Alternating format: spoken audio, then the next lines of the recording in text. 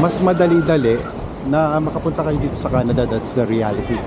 Ano ba yung dapat natin gawin kung wala pa tayong experience para mas may pag-asa tayo na makapunta dito sa Canada?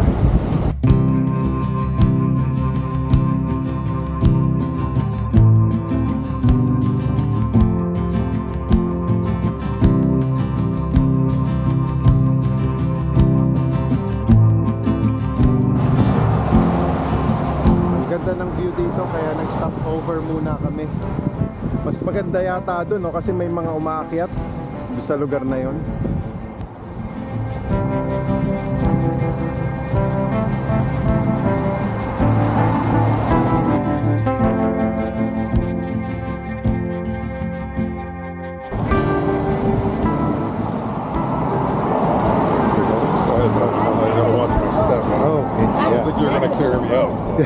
No.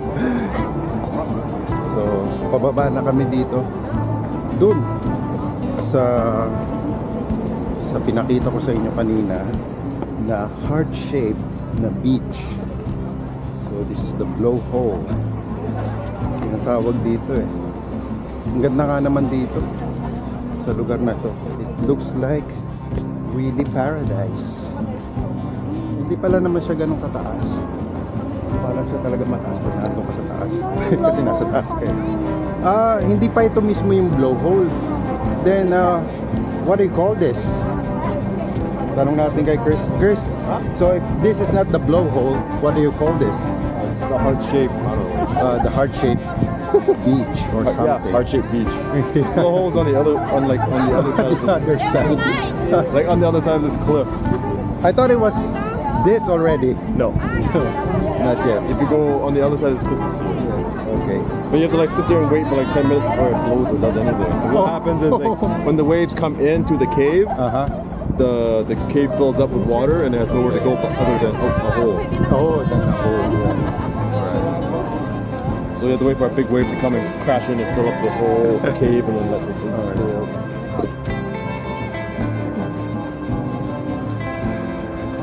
Normally, how often is the interval? I don't know. 15, 20 minutes. Yeah. Oh, there's another way here. Yeah, that's much safer. This one, you have to kind of jump. Here. Alright, let's go this way. Punta tayo sa kabilang lugar na ito. Dadaan. Tutur ko lang kayo. At ano ba maganda pag-usapan natin for today aside from touring you guys here in this amazing paradise. It's really beautiful. So mas maganda siguro pumunta dito ng either sunrise or sunset because right now it's already 9 o'clock pa lang, pero talagang ang tawag dito, mainit na. Of course, this is a tropical country. Kaya no complaints. Pagbalik namin sa Canada, it's back to reality. It's going to be minus what? total opposite. Yeah. Hopefully it's at least +2 or something, but not on the -2 digits. Kasi it's a total opposite pag nangyari yun eh. Ganun nga nangyari. Siguro magkamustahan lang tayo mga kababayan. Kamusta na yung mga inyong applications papunta dito sa Canada? At doon sa mga kababayan nga pala natin na nakarating na dito, meron akong mga ibang kinokontak pero talagang napaka-busy nila eh. Kasi busy agad sa trabaho, sabak agad sila sa trabaho. At hindi ko ma-schedule yung kanilang interview kasi gusto ko silang interviewin para at least ay mabigyan kayo ng idea kung paano sila nakapunta dito sa Canada, kasi that is one thing that is very important na malaman ninyo doon sa mga ginagawa kong contents. Dahil alam naman natin, marami sa mga kababayan natin ang nangangarap na makapunta dito sa Canada. At para mabigyan kayo ng idea kung paano. Oh, wow, you diving? Yeah, hey. Oh, this looks really nice. Wow, there is a drone flying. Ang ganda nun, makuha niya yung shot nito. Napakaganda na kuhaan niya. Sayang, hindi ko nadala yung drone ko. Ayun o, meron siyang drone. Ganda. Laki ng drone niya. At anyway, ito siguro pag-usapan na yung realities about sa pag-a-apply nyo papunta dito sa Canada. Umpisahan ko dun sa akin. What's going on right now sa mga applications. The real answer to that question is this. Ang reality sa nangyayari sa Canada ngayon, na marami pa rin naman po ang mga trabaho na available dito sa Canada na maaari nyong applyan. At kung kayo ay interested, ay mag-leave po kayo ng comment below. At kagaya po ng dati, ang mga available na mga jobs dito po ay lalo na para doon sa mga skilled pala gusto ko sabihin, skilled na mga kababayan natin. Kung skilled po kayo, mas madali-dali na makapunta kayo dito sa Canada. That's the reality. Kailangan po yung experience. Kung wala naman po kayong experience, eh ano ba yung dapat natin gawin kung wala pa tayong experience?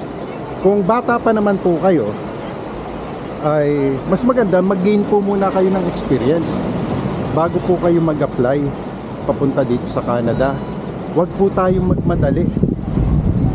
Mas maganda na solid, yun nga sabi nila solid yung experience natin bago tayo ay mag-apply, para mas malaki yung chance natin na makapunta dito sa Canada. At yun. Tumalon na ako mas malaki po kasi ang chance nyo na makapunta dito sa Canada kung kayo ay meron kayong tinatawag na solid experience as compared dun sa walang experience.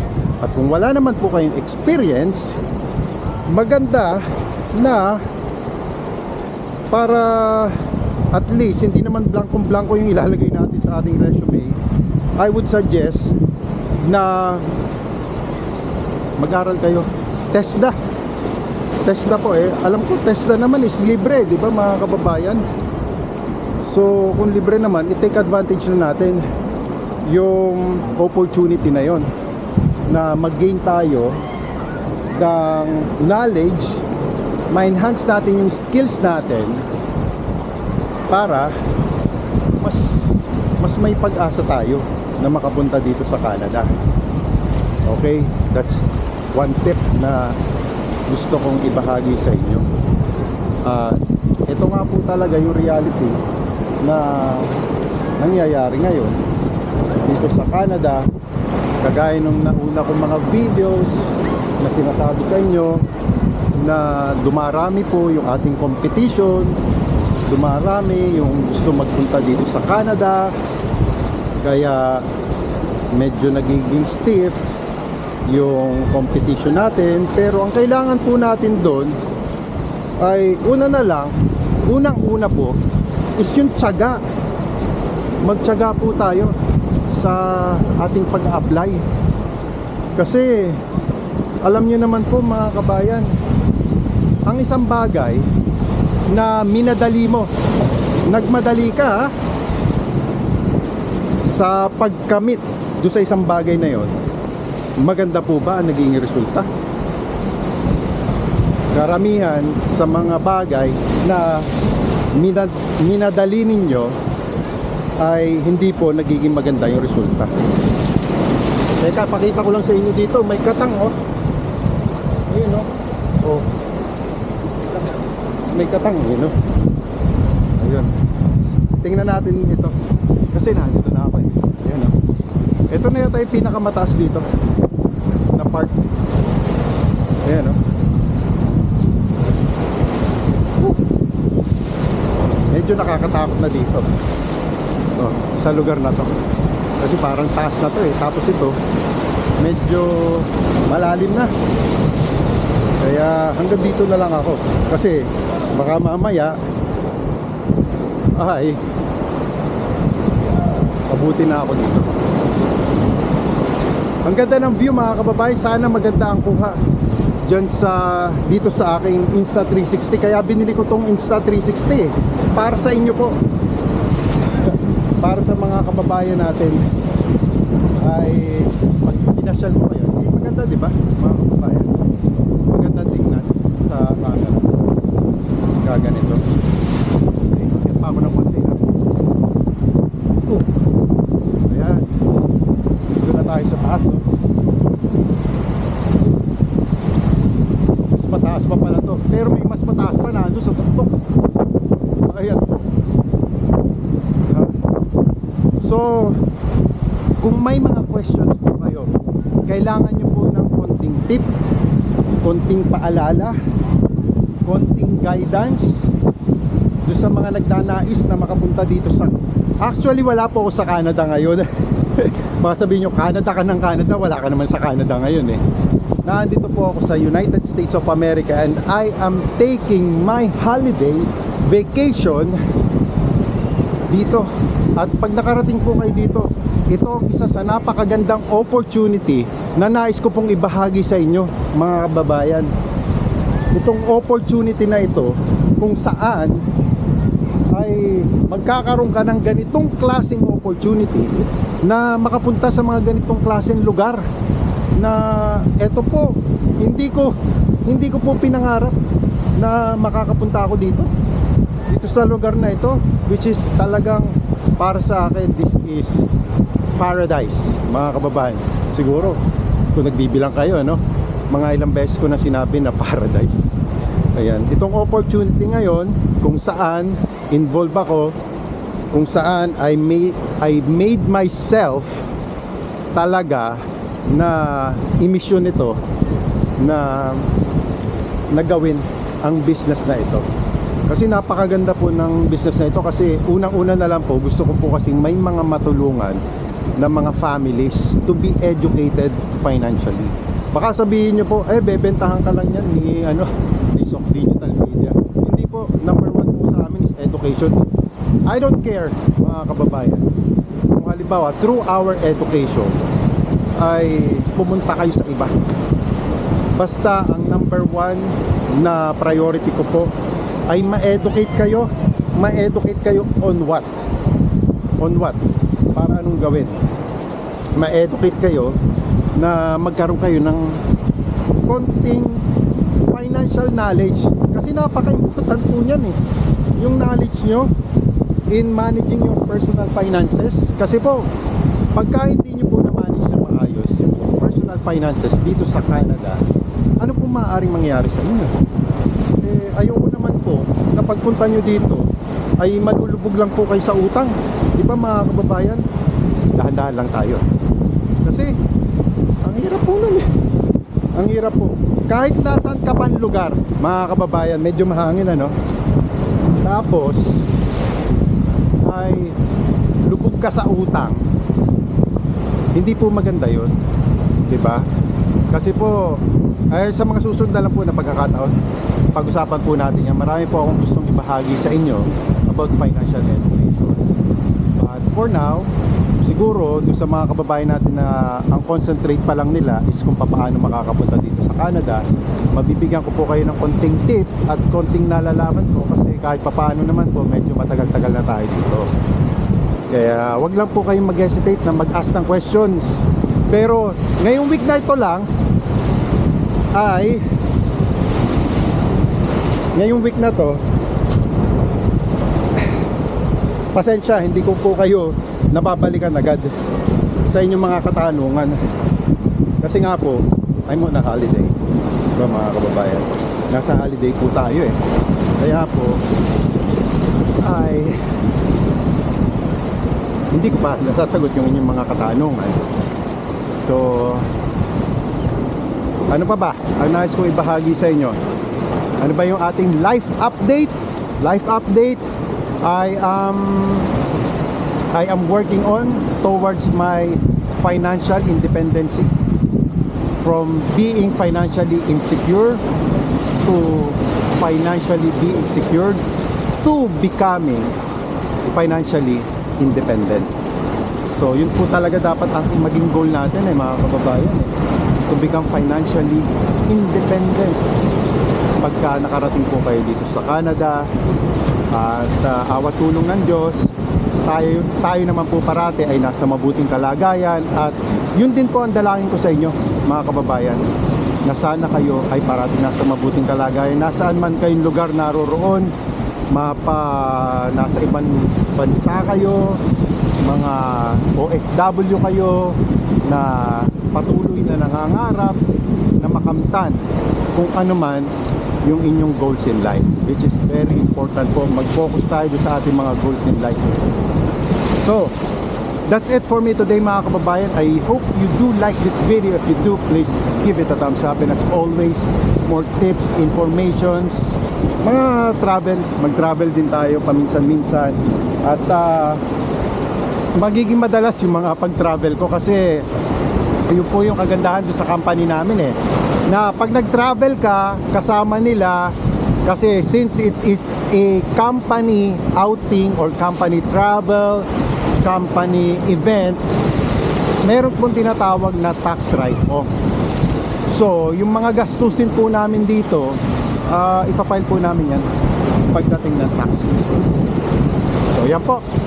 At sa mga nagdanais pala na makapunta sa United States of America, sa green card holder, permanent resident or landed immigrant po kayo, pagdating nyo sa United States of America, ay mag-leave lang po kayo ng comment below, kasi meron po kami tinatawag na USEB3 program. This program doesn't require any IELTS, no education, no experience, no age limit, pero may gastusin po dito. At yun na, pag-usapan na lang po natin yung tungkol sa gastusin na yan. And for Canada opportunities, i-check nyo na lang po yung link below, or mag-comment na lang po kayo with your situation. So hanggang dyan lang mga kababayan, at tayo maglalakad na. Kung gusto niyo pa sumama sa aking paglalakad, come join with me. Ayun, ang ganda ng wave dito. The wave is really good. Insta 360.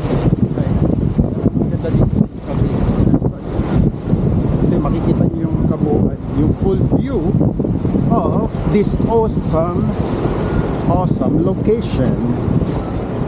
Ayan. May mga nagda-diving dun ayun no. Nandun. Malayo na sila. Alright. So sana nagustuhan niyo mga kababayan yung konting simpleng pagpasyal ko sa inyo. Ay, grabe. I couldn't get enough of this beautiful place. Pero ganun talaga, kailangan nating umalis dito at pumunta sa ibang lugar na maganda. Uy, pwede palang pumunta doon sa tubig. Subukan natin. Alright. Meron pang cave doon, no? May cave doon, eh. May mga nagsiswimming doon. Yun. Yung anak ko na andun, no? Nagpipicture sila. Ayan. So, continuous video lang ang gagawin ko dito, kasi baka tamad din na ako na mag-edit eh. Kaya, yun lang ang ating masasabi. Yun lang pala ang hirap or disadvantage sa Insta 360 na to, yung pag-i-edit, kasi it takes time na mag-edit, kasi kinukuha mo yung magandang angle. Ayun, pakit na tayo dito. Saan ba ako aakyat ulit dito? Alright. Let's go. Okay. Ngayon. Oh, ingat-ingat lang kayo ha. Doon, maganda doon. Ayan, dito ang daan ha. Diyan.